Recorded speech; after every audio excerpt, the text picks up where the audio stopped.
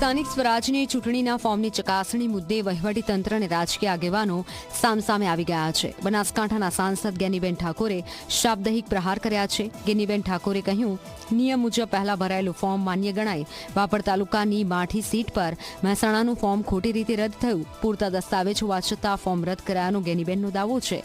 અન્ય કેસમાં ઉમેદવારનું ફોર્મ માન્ય રખાતા ભેદભાવનો આરોપ છે. સાંસદે અધિકારીઓ મનમાની કરી કાયદાનો ભંગ કરતા હોવાનો આરોપ પણ લગાવ્યો છે.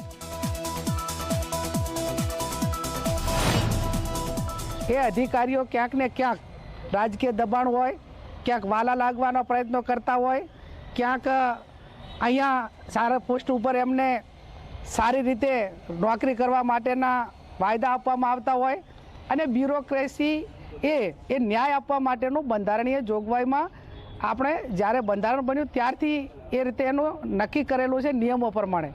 પણ ક્યાંક ને ક્યાંક બધા ચૂંટણી પંચના નિયમો હોય, ડેમોક્રેસી હોય, એને નેવે મૂકીને મનસુબી પ્રમાણેના નિર્ણયો અધિકારીઓ લઈ રહ્યા છે.